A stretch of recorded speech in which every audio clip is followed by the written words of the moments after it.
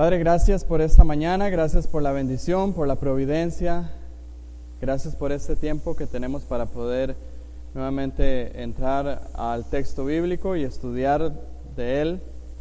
Ruego que en este tiempo tu voluntad sea hecha aquí en la tierra, así como se hace en los cielos, y que tu nombre sea santificado en el estudio de tu palabra. Dirígenos, ayúdanos, abre nuestro entendimiento para que este tiempo sea para honra y gloria de tu nombre y para edificación de la iglesia. En Cristo Jesús. Amén. La semana pasada iniciamos a estudiar el tema específico del gobierno de la iglesia dentro de nuestra serie de estudios bíblicos acerca de la iglesia, el evangelio visible. Y creo bastante pertinente hacer un repaso de lo que vimos la semana pasada para que de esta manera quedemos introducidos a lo que es el tema de hoy, que es básicamente un seguimiento. Habíamos dicho que el tema, el gobierno de la iglesia, o sea, la frase el gobierno de la iglesia muchas veces suele como espantar, ¿verdad? Porque la palabra gobierno quizá en el contexto político de nuestra nación últimamente no está muy bien. Pero la palabra gobierno en sí mismo es una palabra que significa guiar, liderar. Entonces, no es tampoco algo extraño o malo en sí mismo. Y hablamos que cuando juntamos la frase el gobierno de la iglesia, lo que estamos hablando es el tema de cómo debe de ser la iglesia dirigida, cómo debe ser la iglesia organizada.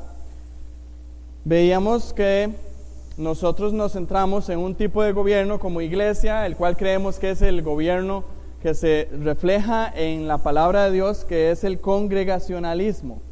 Y estuvimos hablando de ese tema, el congregacionalismo, y también hablamos acerca del liderazgo de la iglesia, y ahí es donde estamos ahora. Pero para repasar brevemente, dijimos que el congregacionalismo es la forma de gobierno por la cual la iglesia local ejerce su propio gobierno.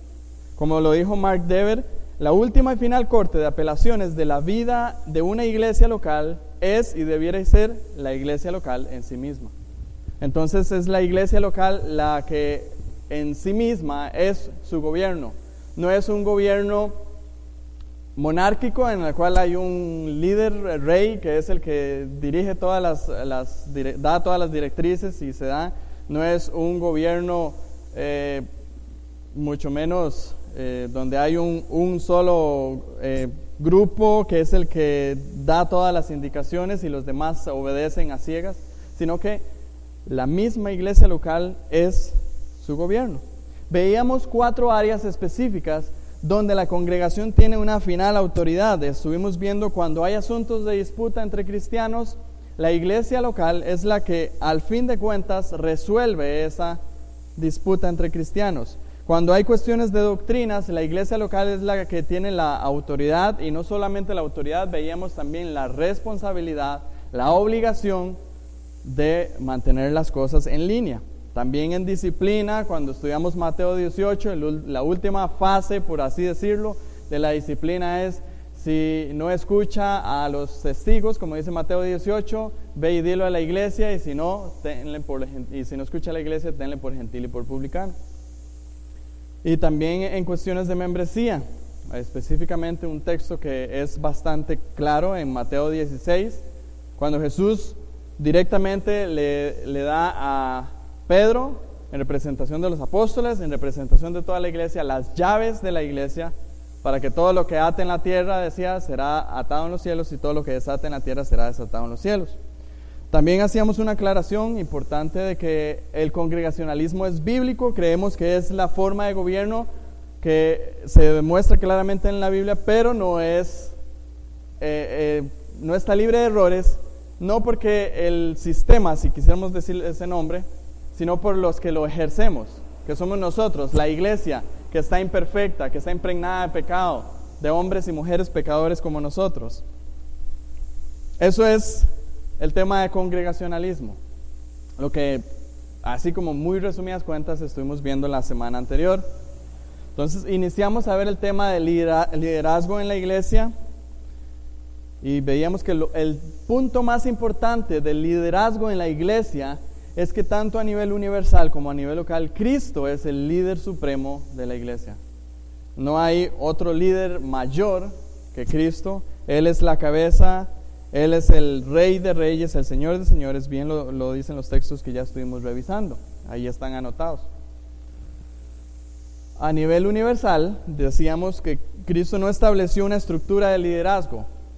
No hay tal cosa como lo cree la Iglesia Católica Romana, que hay un papa que él es la cabeza principal y luego viene toda una estructura religiosa que es a nivel universal, entonces eso se desborda por todos los países y la cabeza está allá en Roma. No es una cosa así lo que se demuestra en las páginas de la Escritura. No hay un liderazgo a nivel universal, pero sí hay un liderazgo. Se ve claramente en las páginas de la Escritura que hay un liderazgo que se refleja a nivel de la iglesia local.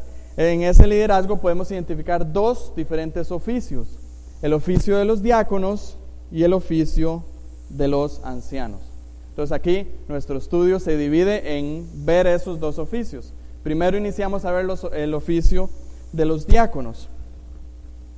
Y vamos a hacer un breve repaso del oficio de los diáconos, porque si recuerdan quedamos en pasar al punto de las cualidades de los diáconos. Primero vamos a ver lo que es, ¿qué es el diácono? El oficio viene, o lo que es la palabra diácono, viene de un término griego que es diáconos, o sea, es una palabra bastante transparente, que a su vez significa siervo. Entonces la palabra diáconos en griego, cuando alguien se refería a un diácono, se refería a un siervo. Pudimos ver que la palabra diácono, como aparece en griego en su original, según ese uso, se refería a alguien que rendía algún servicio. Si había alguien que era el siervo de las mesas en una casa, ese era un diácono. Inclusive se utiliza este texto, estuvimos revisando varios textos, se utiliza sobre los reyes, que dice que los gobernadores que son siervos de Dios. Inclusive es interesante, yo creo que este texto no lo vimos, pero hay un pasaje específico donde dice que el mismo diablo es un diáconos de Dios. Es un siervo de Dios, porque obviamente sabemos que el diablo está sujeto al poder supremo del Dios Todopoderoso, nuestro Dios. Cristo predicó que todo aquel que le sigue tiene que estar dispuesto a ser un diáconos, o sea, un siervo. Eso también está claramente en las páginas de la Escritura.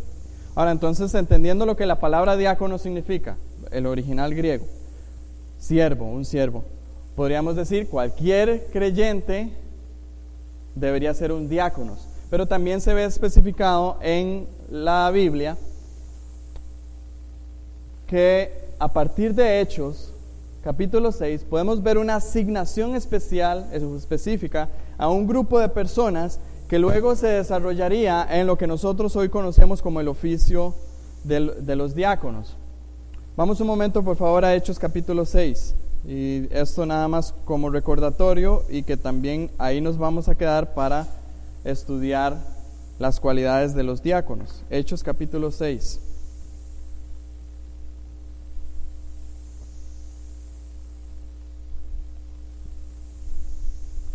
El evento que se da en esta circunstancia, en este pasaje que estamos estudiando, es cuando, verso 1, en aquellos días, como creciera el número de los discípulos, hubo murmuración de los griegos contra los hebreos, de que las viudas de aquellos eran desatendidas en la distribución diaria. Entonces los 12 convocaron a la multitud de los discípulos y dijeron: no es justo que nosotros dejemos la palabra de Dios para servir a las mesas. Buscad pues, hermanos, de entre vosotros a 7 varones de buen testimonio, llenos del Espíritu Santo y de sabiduría, a quienes encarguemos de este trabajo. Y nosotros persistiremos en la oración y en el ministerio de la palabra. Agradó la propuesta a toda la multitud y eligieron a Esteban, varón lleno de fe y del Espíritu Santo, a Felipe, a Prócoro, a Nicanor, a Timón, a Pármenas y a Nicolás, prosélito de Antioquía. O sea, a partir de aquí vemos esa elección de esas 7 personas que iban a desempeñar ese rol específico, aquí muy puntualmente, de la distribución diaria a las personas que lo necesitaban. de lo que podríamos decir servir las mesas. Era un servicio lo que tenía que hacer. Vimos que a través de la historia han habido diferentes posiciones sobre lo que es el oficio específico de diáconos. Hay una diferente posición de la iglesia católica romana, hay una diferente posición con las iglesias luteranas, los presbiterianos e inclusive los mismos bautistas. Dijimos que hay tantas posiciones que no nos vamos a guiar por lo que diga una denominación específica, sino que tenemos que guiarnos por lo que nos muestra la palabra de Dios. Y en Hechos 6, versículos 1 al 5, podríamos identificar por lo menos 3 cosas que son las cosas en las que los diáconos se tienen que desempeñar, la labor de los diáconos. Veamos que uno era el cuidado de las necesidades. Todo lo que son las necesidades físicas, que un hermano o una familia de hermanos tienen una necesidad física, los diáconos tienen que coordinar y trabajar en pro de que se pueda tener cuidado de esas necesidades. En el caso específico de nosotros que tenemos un templo, bueno, que las necesidades físicas del templo estén cubiertas, que haya bolsas de basura, que haya todas esas cosas que son, podríamos decirlo, administrativas, físicas.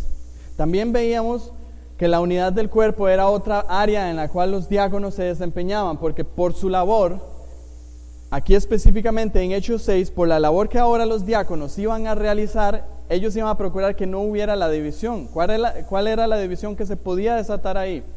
Los judíos helénicos, los que eran extranjeros, que no habían nacido en Jerusalén, estaban teniendo discusión en contra de los que eran judíos nativos. Entonces eso iba a crear de repente una división en medio de la iglesia.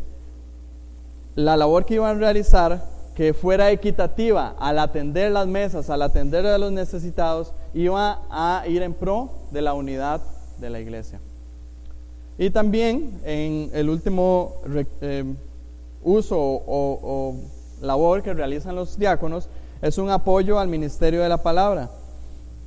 Veíamos que en este pasaje que estuvimos estudiando, los apóstoles, antes de que se hiciera toda esta selección de estos 7 personas, los apóstoles probablemente, como se nos muestra ahí, estaban encargados de todo, no solamente de predicar y de orar, sino también de la distribución de las mesas y todo eso. Entonces la labor se estaba siendo muy pesada para ellos, de tal manera entonces que resultó en que las personas estaban siendo desatendidas.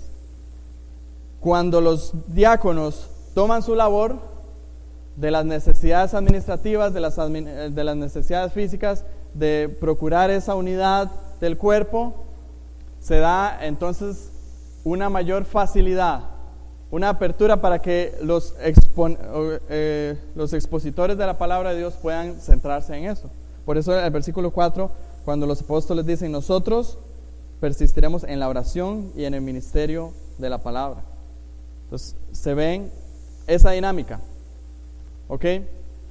Hasta ese punto, yo sé que el recuento o el repaso lo hice bastante rápido, pero hasta este punto, ¿hay alguna duda con respecto a la labor de los diáconos, con respecto al congregacionalismo? Ok. Quedamos entonces en poder estudiar las cualificaciones de los diáconos. Una cosa que se ve en la Biblia, primero que nada, para ser creyente, si quisiéramos verlo de esta manera, para ser creyente hay un requisito, ¿no es así? Hay una forma en la que somos creyentes y es a través de la fe en Jesucristo. Nadie puede decir yo soy creyente si no ha creído en Cristo y no se ha arrepentido de sus pecados. Entonces, eso de cualificaciones, algunas personas podrían decir es que elevan las cosas a un rango muy alto, pero quiero que veamos que tan solo para ser creyente, Cristo mismo dijo: aquel que quiera seguirme tiene que negarse a sí mismo, tomar su cruz y seguirme. Entonces, no lo veamos como algo como una oferta de empleo en la cual se le piden un título en X o en Y o que tiene que tener tantos años de experiencia, sino que veámoslo como que es lo obvio que debe de ser para realizar una labor tan importante como es la labor de diáconos. Por ejemplo, veamos en Hechos capítulo 6 y versículo 3. Leamos nuevamente, deberíamos de estar ahí. Cuando los apóstoles se dirigen a la congregación, Él les dice: buscad pues, hermanos, de entre vosotros a 7 varones. ¿Cuáles son las características que deben tener esos 7 varones? De buen testimonio, llenos del Espíritu Santo y de sabiduría, a quienes encarguemos este trabajo. Tan solo ahí vemos 3 cualificaciones, 3 cualidades que deben de tener los diáconos. Primero, buen testimonio. No puede ser una persona que tenga una vida en la iglesia y otra vida fuera de la iglesia. Tiene que ser una persona cuya vida sea constante, igual. Es creyente dentro de las paredes del templo, es creyente en su casa, es creyente en su trabajo, es una persona que tiene un buen testimonio. Que cuando las personas hablan de él, no deberían de hablar mal de él, justamente. Digo justamente porque de los cristianos se puede hablar mal, y mucha gente habla mal de los cristianos, pero debe ser injustamente, debe ser cosas falsas. Lo mismo que Jesús dijo en Mateo 5, benditos sois cuando digan cosas contra ustedes mintiendo. Entonces sí se va a hablar mal de esas personas, de los diáconos que tienen buen testimonio, pero no se va a hablar mal de una manera justa, de una manera recta. Se puede decir, es que tal persona es un mentiroso, pero con los hechos y con su vida demuestra que no lo es así. Espero que me esté explicando en este punto. Otro punto que se menciona ahí es lleno del Espíritu Santo. Y eso es muy importante. Es una persona que vive completamente sometida al dominio del Espíritu Santo. Entonces es una persona que podríamos decir, es una persona que vive saturada de la palabra de Dios, saturada de oración, porque solo así es que podemos vivir llenos del Espíritu Santo. Cuando nuestro hablar es lo que la palabra de Dios dice, cuando nuestra forma de actuar y todo es sometida a la voluntad soberana del Señor. Eso es llenos del Espíritu Santo. Eso es mucho más amplio el tema, pero nada más es lo que queremos hacer como mención. Y llenos de sabiduría. La labor de diáconos requiere mucha sabiduría. Todo lo que es la administración de cosas físicas de la iglesia requieren sabiduría. No puede ser una persona que sea un simple, una persona que no tenga conocimiento por lo menos de cosas, de cómo debe de ser. Entonces debe ser una persona sabia. Tan solamente en este pasaje, en Hechos 3, vemos 3 cualidades. Y vemos que el estándar, hermanos, no es bajo, ¿verdad? No es para una persona cualquiera que debe de realizar una labor de diáconos. Aquí me detengo un momento porque algunas personas dirían, no, es que las labores administrativas, las labores físicas no requiere de tanto una madurez espiritual. Por supuesto que sí lo requiere. Tiene una responsabilidad muy alta. Entonces, el diácono no es una labor menospreciable dentro de la iglesia. Es una labor que, como vamos a ver, inclusive, como dice Pablo, es honrosa. Vamos a 1 Timoteo capítulo 3 y versos 8 al 13, porque ahí Pablo da también más cualidades acerca de los diáconos. Antes de entrar a estas cualidades, yo quiero que a lo largo del estudio de hoy tengamos una cosa en mente. Esta carta de 1 Timoteo es como un manual de cómo ser iglesia que Pablo le envía a Timoteo.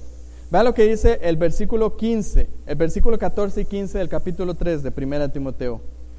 Pablo le dice a Timoteo: esto te escribo, aunque tengo la esperanza de ir pronto a verte, para que si tardo, sepas cómo debes de conducirte en la casa de Dios, que es la iglesia del Dios viviente, columna y baluarte de la verdad.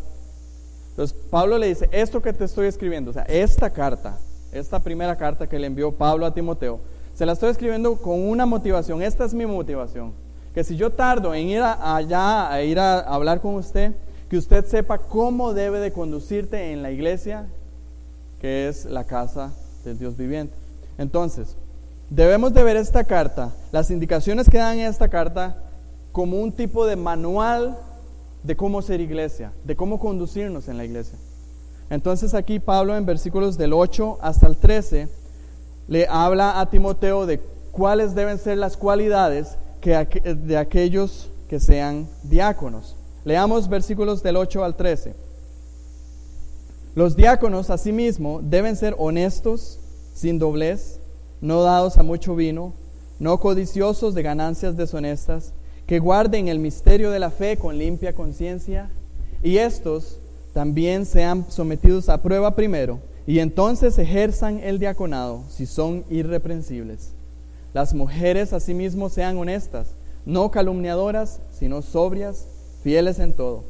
Los diáconos sean maridos de una sola mujer y que gobiernen bien sus hijos y sus casas, porque los que ejerzan bien el diaconado ganan para sí un grado honroso y mucha confianza en la fe que es en Cristo Jesús. Hay varias cualidades acá. Vamos a verlas no exhaustivamente, sino brevemente, porque el tiempo apremia. Pero primero, pues los diáconos asimismo tienen que ser honestos.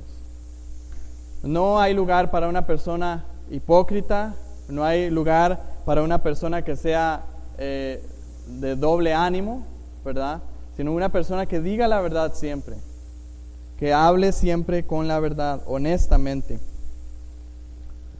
Después nos habla de una persona sin doblez, y aquí es, nuevamente, no es una persona de doble ánimo, no es una persona que un día dice una cosa y luego se retracta y al otro día se vuelve a retractar, sin doblez.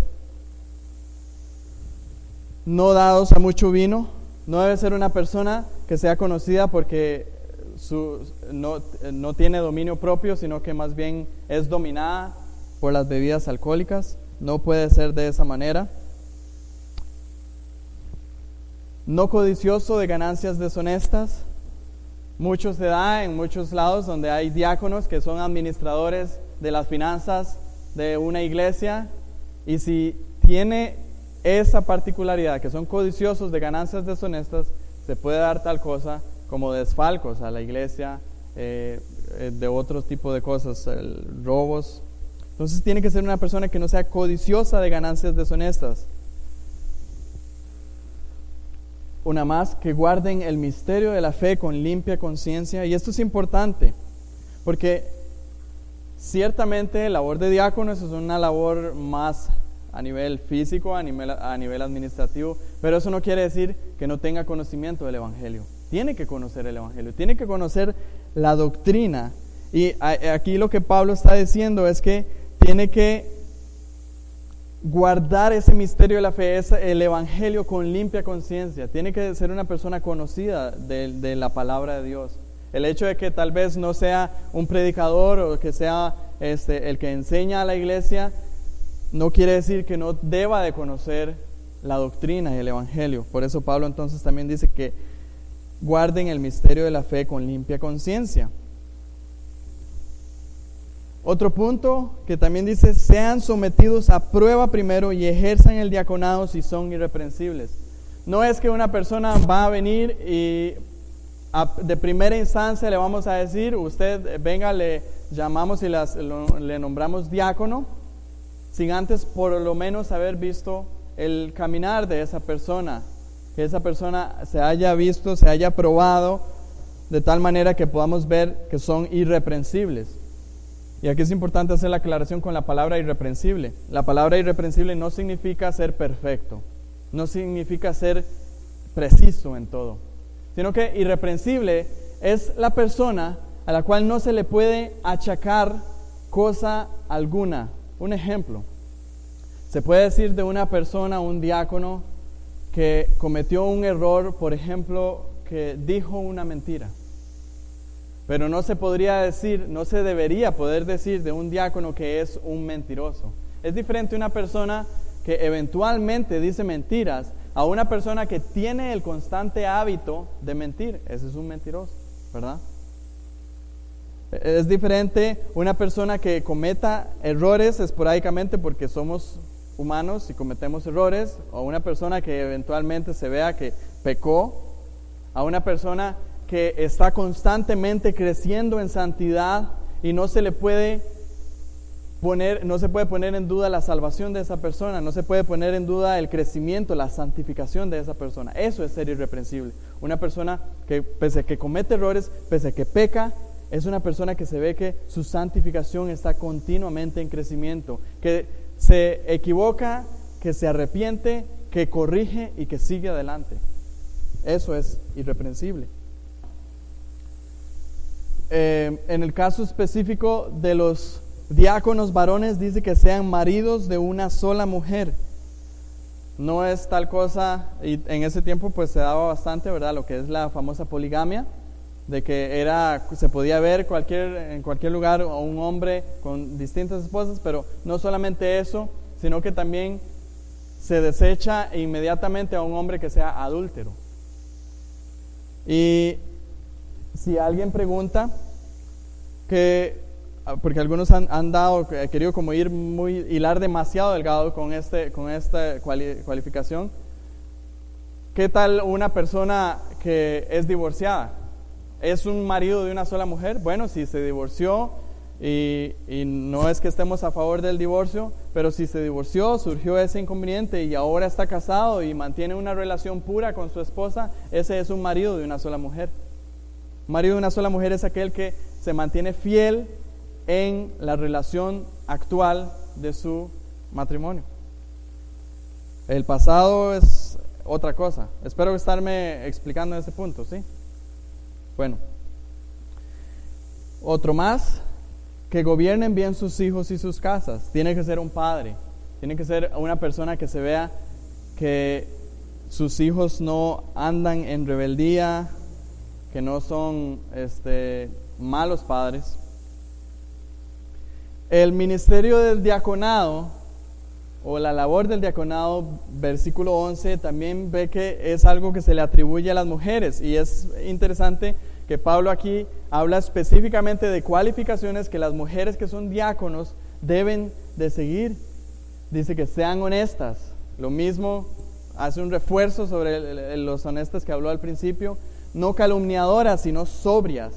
No deben de ser mujeres dadas al chisme, a la calumnia, sino mujeres sobrias, mujeres que se comportan piadosamente, sabiamente, y también fieles en todo.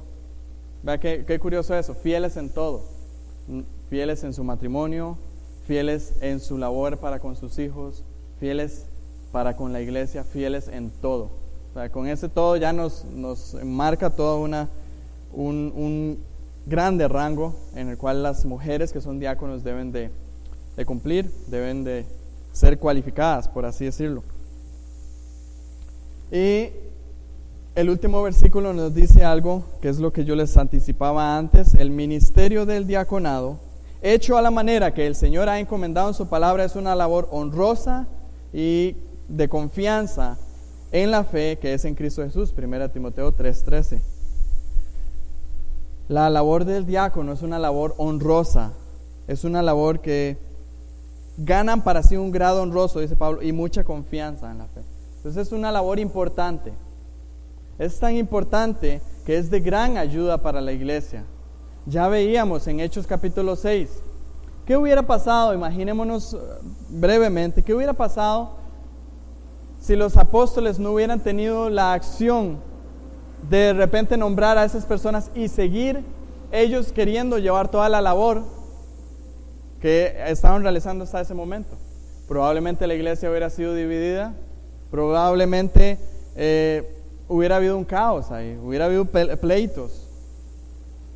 Pero gracias a Dios que a partir de ahí entonces se nombraron esos 7 personas para servir, y como les dije, eso se fue desarrollando tanto al punto que aquí en 1 Timoteo, cuando ya Pablo le habla a Timoteo, ya se ve ese servicio como un oficio, como un ministerio específico dentro de la iglesia, el diaconado. Eso es entonces, ya vemos lo que es más o menos el diácono, lo que son las cualidades de los diáconos, y entonces ahora vamos a iniciar a ver el tema del otro oficio que se revela en las páginas de la Escritura, que es el oficio de anciano. Vamos a entender primero qué quiere decir la palabra anciano. Debemos de siempre entender que la Biblia, el Nuevo Testamento, no fue escrito en español. Entonces, cuando nosotros leemos anciano, nuestra mente, nuestro español de una vez lo atribuye es a una persona de mucha edad, ¿verdad? Eso es lo que nuestra mente, porque es lo que español significa. Pero la palabra anciano en el griego original que fue escrito el Nuevo Testamento tiene particularidades que son importantes que las veamos. El término griego del cual obtenemos la palabra anciano es presbúteros. Este término es usado en dos distintas maneras. Es usado para referirse a personas de mayor edad, al igual que acá en nosotros en español es utilizado para personas de mayor edad, pero también es usado para referirse a un rango o posición de responsabilidad. Vamos a ver las dos para comprender las dos y veamos cómo esto se ve en las páginas de la Escritura. Primero que nada, para referirse a personas de mayor edad. Se utiliza para referirse a un anciano. Vamos conmigo a Lucas capítulo 1 y verso 18.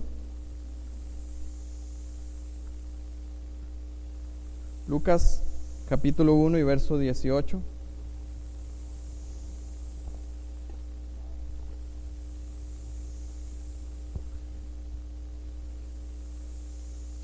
Dijo Zacarías al ángel: ¿en qué conoceré esto? Porque yo soy viejo y mi mujer es de edad avanzada. Ok, la Biblia fue escrita en griego nuevamente, el Nuevo Testamento, perdón. Y aquí la palabra que dice yo soy viejo, cuando Zacarías dice yo soy viejo, aquí la palabra que se utiliza es presbutes, que es como la raíz para decir anciano, viejo. Entonces aquí él lo que está diciendo, yo soy una persona avanzada de edad y está utilizando esta palabra. Entonces se utiliza para referirse a un anciano, pero también se utiliza para referirse a alguien que es mayor que otra persona. Leamos, pasemos unas páginas ahí en Lucas, en capítulo 15 y verso 25. Lucas capítulo 15 y verso 25. Dice, y su hijo mayor estaba en el campo, y cuando vino y llegó cerca de la casa, oyó la música y las danzas. Cuando dice aquí su hijo mayor, la palabra que se utiliza aquí es presbúteros, el mismo griego del cual tenemos. Entonces se utiliza para referirse también hacia alguien que es mayor que otra persona. Su hijo mayor, aquí podríamos decir su hijo presbúteros, su hijo mayor. Ahí sigue el resto. También se utiliza para referirse a las ancianas, a las mujeres ancianas de forma femenina. Este tiene un término femenino también. En Tito capítulo 2 y verso 3. Tito capítulo 2 y verso 3 dice: las ancianas asimismo sean reverentes en su porte, no calumniadoras, no esclavas del vino, maestras del bien. Entonces aquí está hablando a las ancianas que tienen una edad avanzada, una edad ya anciana. Y es la palabra aquí en griego que es presbutis, que es la forma femenina de presbúteros. Esta es la primera forma, ¿verdad? Para referirse a personas de mayor edad. Pero este término, presbúteros, para anciano, también se utiliza para referirse a un rango o posición de responsabilidad. Se usa en referencia a los ancianos líderes del pueblo de Israel. Vamos a Marcos capítulo 7, versos 3 y 5. Marcos capítulo 7, versos 3 y versos 5. Aquí dice: porque los fariseos y todos los judíos, aferrándose a la tradición de los ancianos, si muchas veces no se lavan las manos, no comen. Y verso 5, les preguntaron pues los fariseos y los escribas: ¿por qué tus discípulos no andan conforme a la tradición de los ancianos, sino que comen pan con manos inmundas? Aquí lo que se está dando, ¿verdad?, es que los fariseos estaban viendo la actitud de los discípulos de Cristo, que comían pan sin lavarse las manos, y esa era una tradición de los ancianos. No era una tradición específicamente de los que tenían edad más avanzada, sino de aquellos que ejercían un liderazgo, una posición de responsabilidad dentro del pueblo de Israel. En el libro en el Nuevo Testamento 20 veces, por lo menos 20 veces se le da uso para el oficio de anciano en la iglesia local. Y vamos a ver nada más uno de ellos. Hechos capítulo 15, versos 1 al 6. Hechos capítulo 15, versos 1 al 6.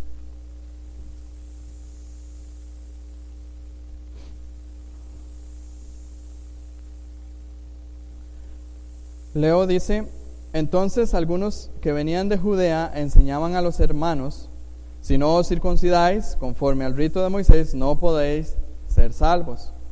Como Pablo y Bernabé tuviesen una discusión y contienda no pequeña con ellos, se dispuso que subiesen Pablo y Bernabé a Jerusalén, y algunos otros de ellos a los apóstoles y a los ancianos, para tratar esta cuestión. O sea, no se está hablando de los ancianos de mucha edad, sino de los que tenían el oficio de ancianos. Verso 3: ellos pues, habiendo sido encaminados por la iglesia, pasaron por Fenicia y Samaria, contando la conversión de los gentiles, y causaban gran gozo a todos los hermanos.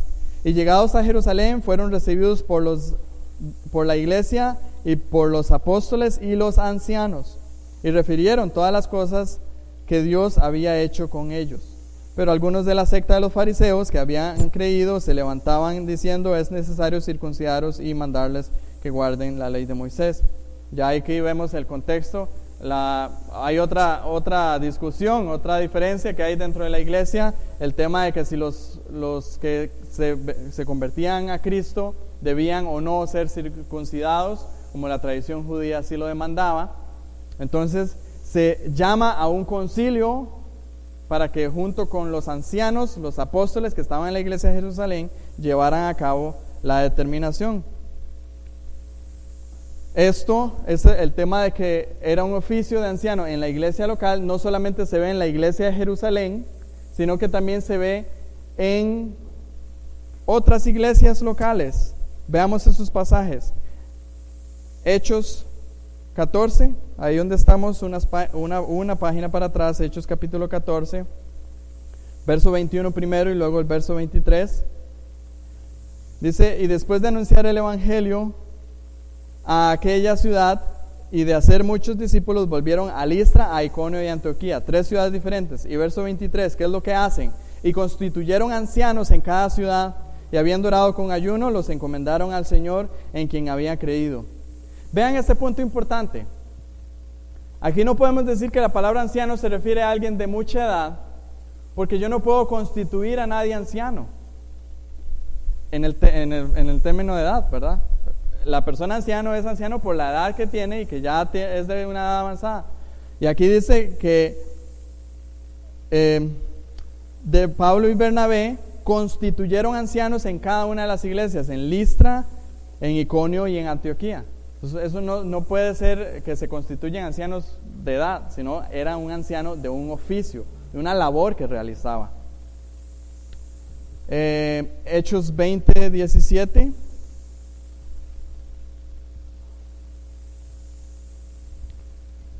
Enviando pues, este es Pablo, desde Mileto a Éfeso, hizo llamar a los ancianos de la iglesia, una labor, un oficio. Y en Tito capítulo 1 y versículo 5 vemos que Pablo le exhorta a Tito a que establezca ancianos en la iglesia, en Creta. Dice: por esta causa te dejé en Creta, para que corrigieses lo deficiente y establecieses ancianos en cada ciudad, así como yo te mandé. Nuevamente, establecer ancianos no es algo que podamos hacer con las personas en el término de anciano de edad, sino que tenemos que entender que eso es un anciano de oficio. Entonces, ya vemos que el término anciano, la palabra anciano, se utiliza para referirse a un oficio, a un puesto de liderazgo dentro de la iglesia. Ahora quiero que veamos 3 aspectos importantes sobre el oficio de los ancianos. Primero vamos a ver esos 3 aspectos importantes y después vamos a ver la labor en la cual se deben desempeñar los ancianos. Estos 3 aspectos son importantes porque a su vez son un poco controversiales. Entonces es importante que los dejemos claros porque es lo que la Biblia enseña y debemos de tenerlos bien en claro. Los tres aspectos serían: el primero, los términos anciano, obispo y pastor se refieren al mismo oficio. Cuando decimos un anciano, un obispo o un pastor, estamos haciendo referencia a una misma persona, a un mismo oficio. Vamos a estudiarlo, pero primero les voy a decir cuáles son los tres aspectos. El segundo es que bíblicamente el oficio de anciano se ejerce en una pluralidad. O sea, en la Biblia no vemos un patrón en el que era un solo anciano o un solo pastor el que estaba a cargo de la iglesia, sino que se ve una pluralidad, de que habían varios pastores. Y un tercero es que el oficio de anciano es únicamente para ser ejercido por los varones. Lo que es la posición de pastor, de anciano, de obispo, es una labor que bíblicamente se menciona solamente ejercida por los varones. Vamos a ver cada una de estas tres con detalle. Primero, los términos anciano, obispo y pastor se refieren al mismo oficio. Entonces, aquí ya vimos lo que es el término anciano, ¿verdad? Ya vimos presbúteros en griego, que se refiere a una persona, un puesto de responsabilidad. Vamos a ver los otros dos. La palabra obispo viene del término griego episcopos. ¿Te suena familiar? ¿Verdad? Episcopo, de donde se tiene inclusive la palabra episcopal, que nosotros conocemos más que todo en la iglesia episcopal, que significa supervisor o guardián. Entonces esa palabra significa a alguien que es un supervisor o un guardián. Otra palabra también no muy conocida por nosotros es sobreveedor. Es unión de dos palabras, sobreveedor, o sea, es una persona que está supervisando, viendo por encima de un grupo asignado. Y la palabra pastor se toma del griego poimen y significa justamente eso, pastor. O sea, es una palabra que significa pastor y se usa tanto en un sentido natural como en un sentido metafórico. ¿Qué es un sentido natural o un sentido metafórico? Un sentido natural es que se refiere a un pastor de ovejitas, a un pastor que tiene su rebaño, que las está cuidando y está velando por el bien de eso. Es un sentido natural. Ese es quizá como por así decirlo, el primer uso que tiene esa palabra, pero también se utiliza en un sentido metafórico, que es cuando ya se le nombra a una persona en oficio de pastor que realiza esa labor de pastorear, de cuidar, de guiar un rebaño, no de ovejas sino de creyentes. Esos son los dos términos. Vemos en la Biblia en varias ocasiones que esos términos se utilizan intercambiablemente. Vamos primero a Hechos 20 y vamos a ver cómo esos términos se utilizan de una manera intercambiable, haciéndose referencia al mismo oficio. Tal vez no lo tiene que buscar, aquí yo puse los pasajes. Hechos 20 y verso 17 dice que Pablo, enviando pues desde Mileto a Éfeso, hizo llamar a los ancianos presbúteros de la iglesia. En griego es presbúteros.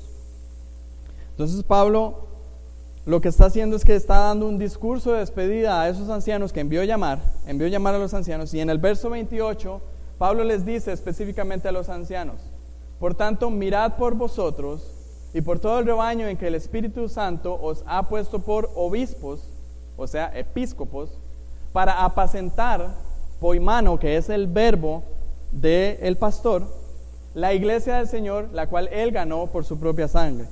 Entonces, vea cómo los tres términos están metidos en un mismo conversatorio que Pablo le está dando a los ancianos. Pablo llama y dice a los ancianos, les dice: ustedes son obispos y lo que ustedes tienen que hacer es pastorear. Los tres términos referidos al mismo oficio. Veamos otro pasaje. Primera de Pedro capítulo 5 versos 1 y 2.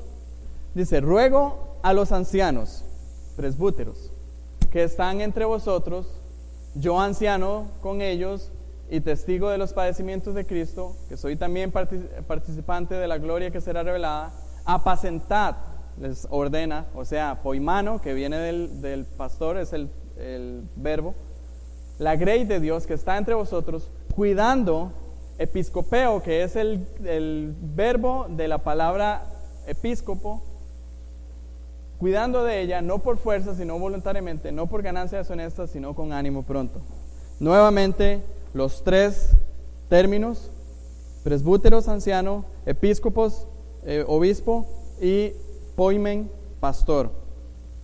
Hay muchos más textos sobre esto.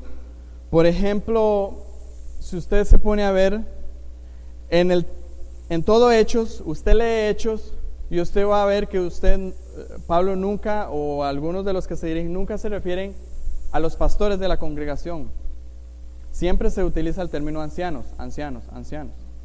En Efesios capítulo 4 y verso 11, cuando Pablo dice: y asimismo Dios constituyó a unos apóstoles, a otros profetas, a otros evangelistas, a otros pastores y maestros. No se menciona ancianos, porque ya está mencionándose cuando dice pastores y maestros. Y también en otros pasajes, por ejemplo, 1 Timoteo capítulo 3, que recuerden que les dije es un manual de iglesia. Pablo nunca hace referencia a los ancianos, sino que hace referencia a los obispos. No hay necesidad que hable de los ancianos, porque ya está hablando de ellos a la hora de referirse a los obispos.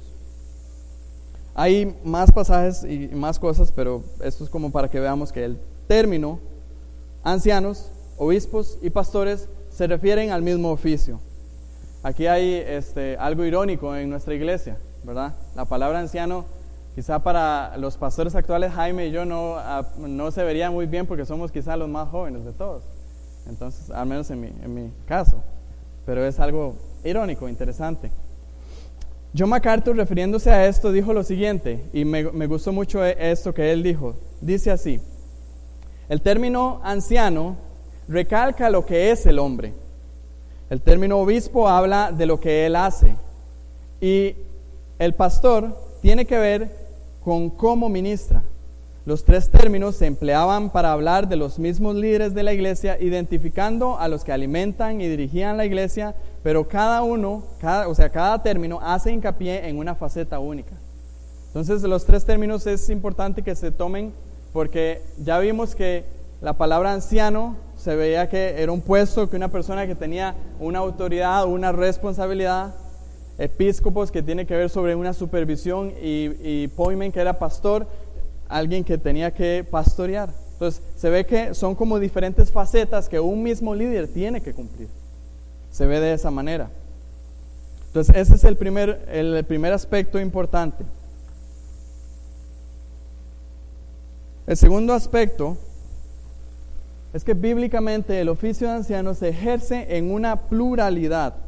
Como yo les anticipaba, no vemos en la Biblia tal cosa como que hubiera el oficio único, un pastor único dentro de la iglesia. Ahora, eso no quiere decir que no se dé. Sí se da, porque hay lugares donde tal vez no hay las personas con las cualificaciones suficientes para que hayan bastantes pastores. Pero sí es claro que cuando se nombraban o cuando habían ancianos, era de manera plural. 4 diferentes escritores del Nuevo Testamento nos muestran esto. El primero, Santiago capítulo 5 y verso 14. Santiago capítulo 5 y verso 14. Es Santiago el que está escribiendo y dice: ¿está alguno enfermo entre vosotros? Llame a los ancianos de la iglesia y oren por él, ungiéndole con aceite en el nombre del Señor. El término ancianos está en plural o en singular. No hay que saber mucho de español para saber que aquí se está refiriendo en su manera plural. Entonces, Santiago, cuando dice llame a los ancianos, está asumiendo que es una pluralidad de ancianos. Primera Pedro, el siguiente libro, capítulo 5, versos 1 y 2. Solamente leyendo el verso ya podemos ver eso. Pedro dice: ruego a los ancianos que están entre vosotros, yo anciano también con ellos y testigo de los padecimientos de Cristo, que soy también participante de la gloria que será revelada. Ancianos, ¿plural o singular?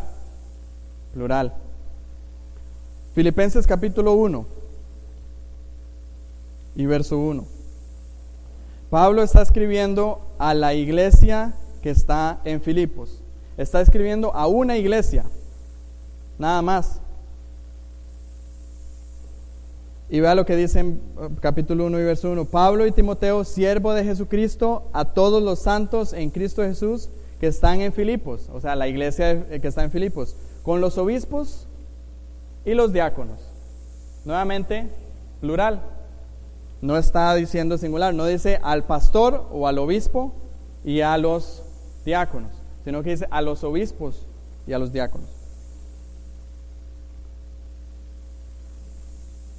Y Hechos 14:23, que fue escrito por Lucas, otro escritor de la Biblia.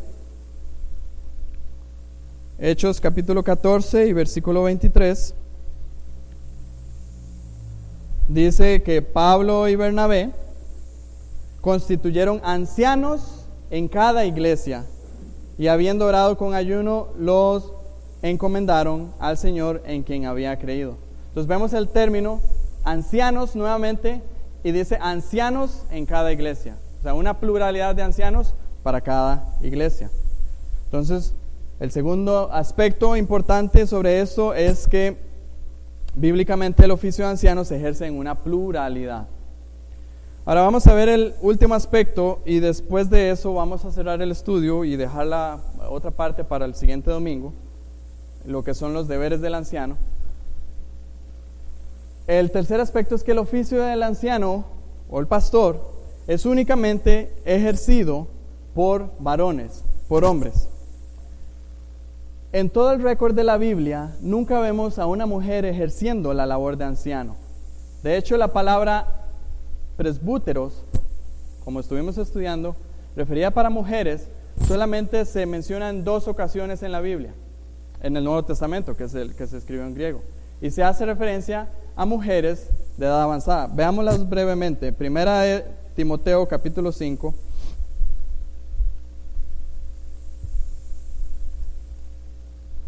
Primera de Timoteo capítulo 5.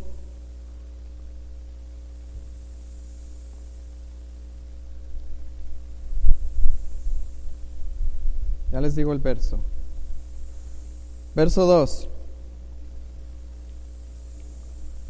Veamos desde el verso 1 porque el contexto es importante. No reprendas al anciano, sino exhórtale como a padre, a los más jóvenes como a hermanos. Aquí se está refiriendo a anciano en el término de edad. A las ancianas como a madres, a las jovencitas como a hermanas con toda pureza. Entonces la palabra anciano aquí se está refiriendo a una persona que tiene una edad mayor. No se está refiriendo al oficio de ancianos. Y el otro texto donde aparece la palabra anciana, específicamente en femenino, es en Tito capítulo 2 y versículo 3. Este ya lo leímos. Dice, las ancianas asimismo sean reverentes en su porte, no calumniadoras, no esclavas del vino, maestras del bien. Y vuelvo a repetir, se está refiriendo a una anciana femenino que tiene una edad avanzada. Eso en el récord, solamente en un récord. Usted nunca ve desde el Nuevo Testamento, en todo el Nuevo Testamento, a una mujer ejerciendo el oficio de anciano o de pastor o de obispo. Pero Pablo fue suficientemente claro sobre este tema ahí mismo en 1 Timoteo capítulo 2 versos 12 al 14. 1 Timoteo 2 versos 12 al 14. Pablo dice, porque no permito a la mujer enseñar ni ejercer dominio sobre el hombre, sino estar en silencio. Porque Adán fue formado primero, después Eva, y Adán no fue engañado, sino que la mujer, siendo engañada, incurrió en transgresión. Veamos lo primero. Pablo dice aquí, no permito a la mujer enseñar ni ejercer dominio sobre el hombre. No quiere decir que la mujer no pueda desempeñar un ministerio o un rol dentro de la iglesia, sino que el rol específico de enseñar sobre la iglesia y liderar sobre la iglesia, ese rol no es para las mujeres. Es lo que Pablo está diciendo.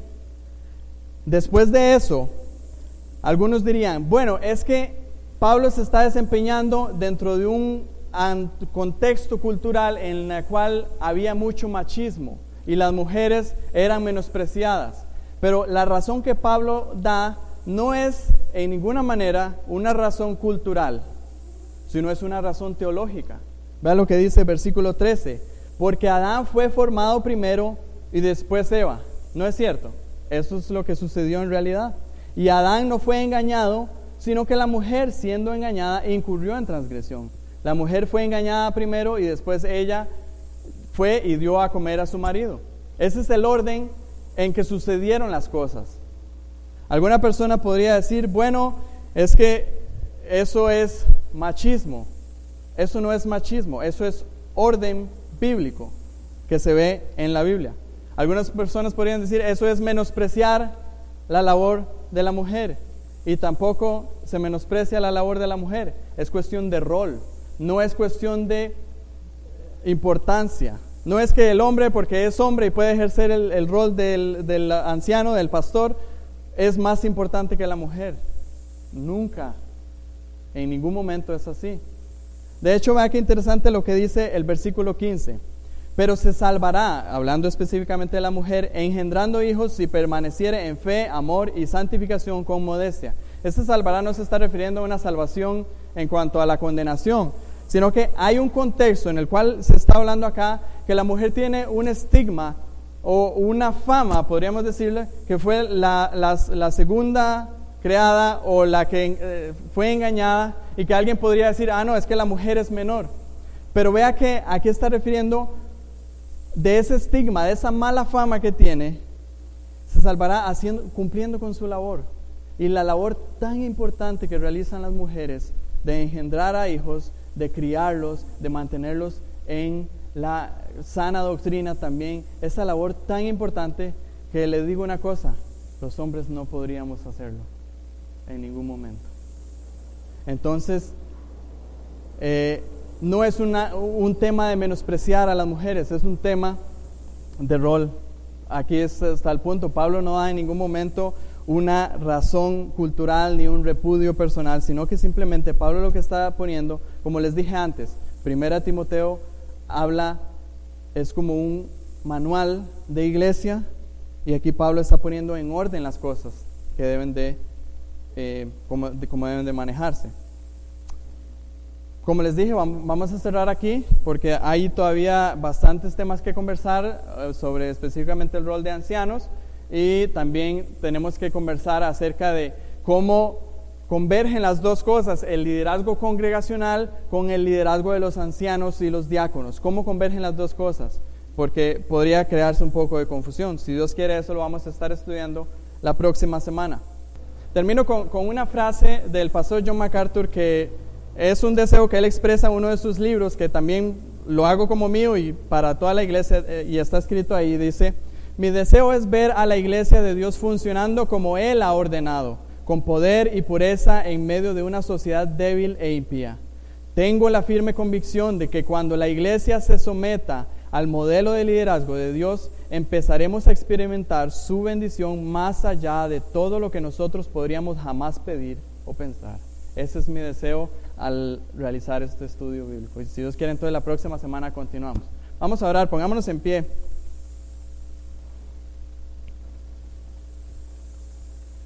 Bendito Dios, gracias por este tiempo. Gracias, Señor, por el tema de discusión que ha sido tan rico y ha sido tan edificante. Señor, yo ruego, y es mi ruego principal y por sobre todas las cosas, es que tú nos des la capacidad, la humildad para someternos a tu palabra. Nunca, Señor, que surja un orgullo nuestro o algo que se nos ha dicho siempre o algo que siempre hemos pensado que era así, sino, oh Señor, que sea tu palabra la que nos guíe, que sea tu palabra la que nos dirija y que seamos humillados por ella, para que de esa manera podamos ver tu poder. Tú dijiste, Señor, y lo dijiste claramente, que tú edificarías la iglesia y que ni las puertas del Hades prevalecerían contra ella. Pero nosotros entendemos que tú has dado directrices en cómo debe de edificarse esa iglesia, y estamos estudiándolas porque queremos ponerlas en práctica. Para honra y gloria de tu nombre. Así lo oramos, Señor. Amén y amén.